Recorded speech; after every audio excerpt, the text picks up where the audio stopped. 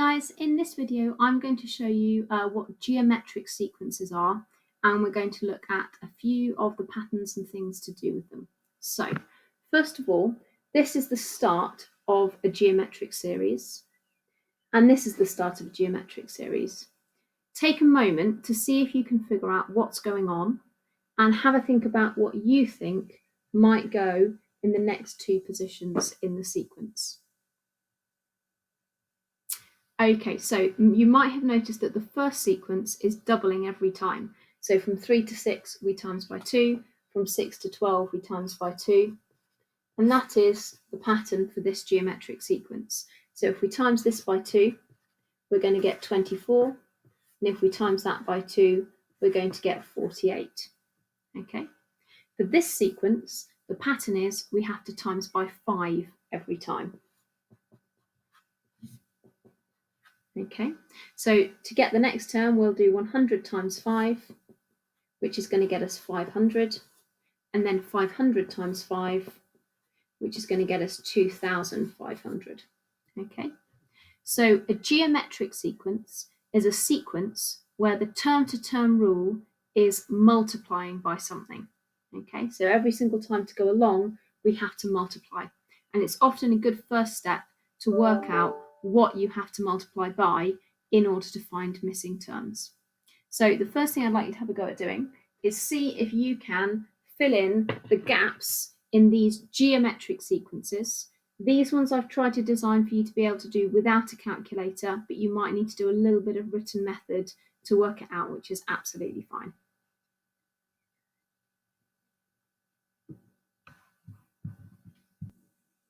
Okay, so here are the answers. For this sequence, we're timesing by 3 as we go along. So we need to do 45 times 3. 40 times 3 is 120. 5 times 3 is 15. So together, that gives us 135 for that one. For this sequence, to go along, we're timesing by 2. So if we double the 14, we're going to get 28. If we double the 28, we are going to get 56. And if we double the 56, we're going to get 112. Okay, next one. To go from 36 to 9, we can think of that as dividing by 4, or we can think of it as finding a quarter of, timesing by a quarter. Okay, so to get the next one here, we're going to have to do 9 divided by 4. Now, 9 divided by 4 can be written as a fraction, and we can then write it as a mixed number. 9 quarters is the same as 2 and a quarter, or 2.25. So I'm going to write this one here as 2 and a quarter, but you can give it as 2.25 as well, whichever you prefer. Now you'll notice that if we times by a quarter to go this way, we need to times by 4 to go the other way. So I need to do 36 times by 4 to work out what goes in this gap here. 30 times 4 is 120. 6 times 4 is 24. So add them together, we get 144 in that gap there. Okay, so that's how to work out missing values in a geometric sequence. Next up, we need to talk about finding the term-to-term rule. So in a geometric sequence, we call the term-to-term rule the common ratio. Okay.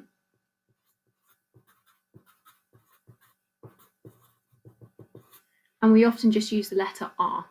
So for this sequence here, as I go along, I multiply by 7. So for this sequence, I'd say R is equal to 7. Okay.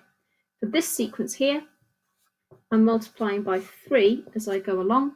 So I'm going to say that R is equal to 3. This one, some of you might be thinking R is 2, but that's not quite right. As I go along, I can think of it as dividing by 2, but to be a common ratio, it needs to be what we multiply by. So dividing by 2 is the same as timesing by a half, or finding half of. So if we times by a half, we're going to get along our sequence. So our R value is going to be a half. Okay, so whenever you see a dividing rule, you need to change it into the multiplying by the fraction instead. to give yourself the common ratio. Okay, and as a general rule, if the sequence is getting bigger, then your R value is going to be bigger than 1. If your sequence is getting smaller, then your R value is going to be less than 1. Okay, so it's going to be a fraction. If you went for an R value of a minus number, what will happen is your sequence will go up and down. Okay, because it'll be positive one moment, negative the next, positive, negative, positive, negative. So that's a little bit different. So you're expecting your R values to either be bigger than 1 if it's going up, or being between 0 and 1 if it's going down. Okay.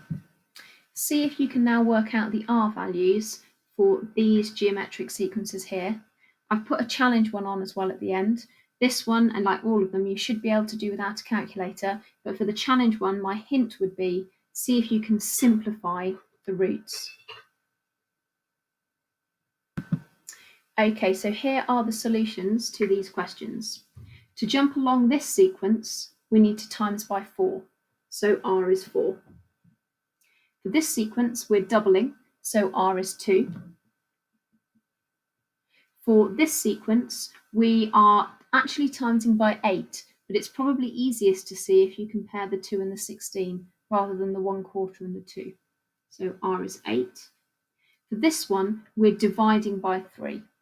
Dividing by 3 is the same as finding 1/3 of, so we're actually timesing by 1/3. Okay, and for the last one, we're dividing by 5.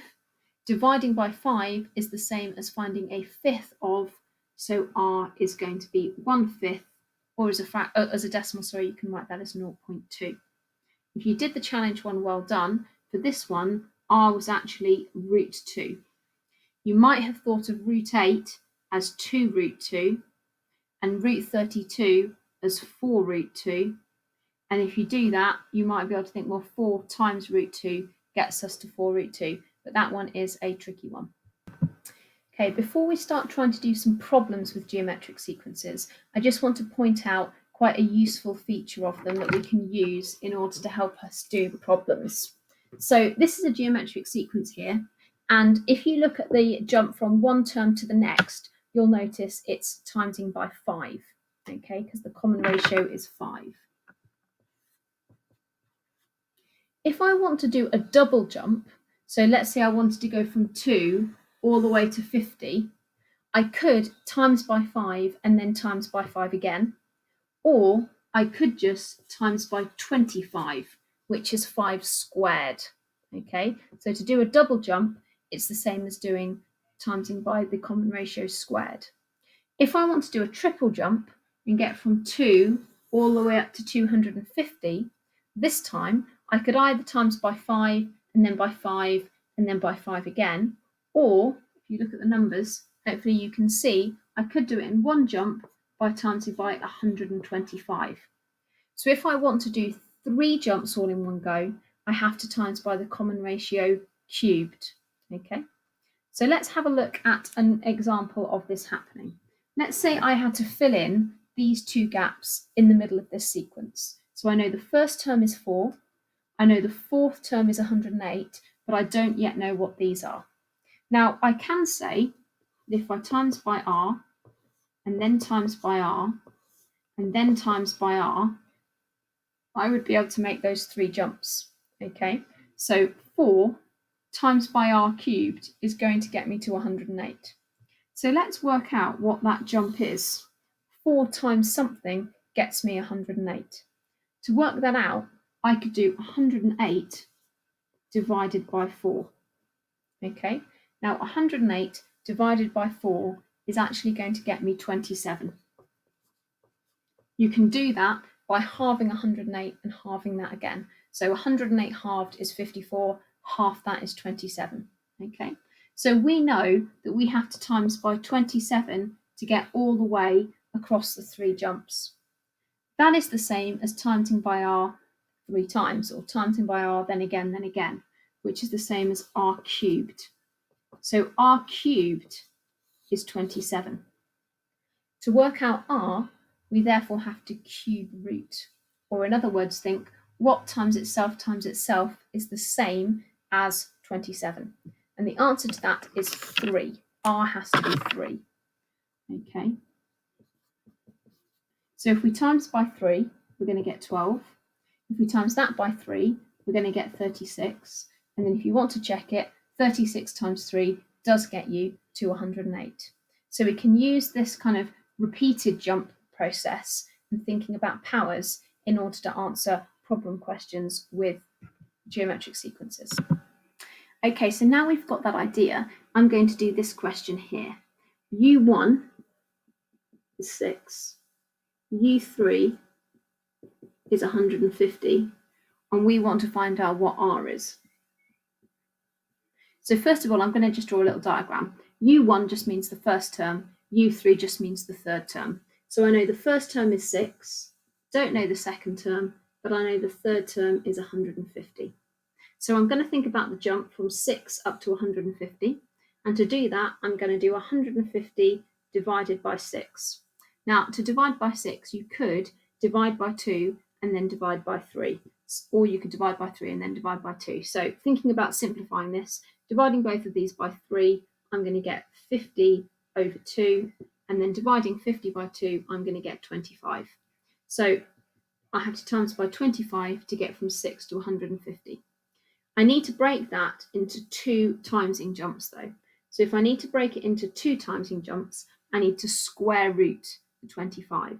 So I'm going to times by 5 and then times by 5 again. 6 times by 5 is 30, 30 times by 5 is 150.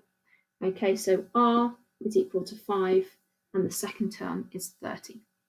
Okay. See if you can now use that thinking to work out the common ratio and the first 5 numbers in these 2 sequences that I've described here. Okay, so here is the solution. For this one, my first term is 3 and my third term is 12. The gap from 3 to 12 is a multiplying by 4 gap. I need to break that into 2 jumps, so I'm going to square root the 4 and get timesing by 2 each time. 3 times 2 is 6, 6 times 2 is 12, 12 times 2 is 24, 24 times 2 is 48. So R for that one is 2, and those are my first 5 terms. Next question, my second term is 0.4, my fifth term is 400. I need to work out what I need to do to go from 0.4 to 400. And to do that, I'm going to do 400 divided by 0.4. Now 400 divided by 0.4, you can think of by dividing both by 4 to get 100 over 0.1, timesing top and bottom by 10 to get 1000 over 1, which is 1000, or you can just work it out another way if you've got an alternative method. So we've got to times by 1000 to get from here to here. I need to break that into 3 jumps.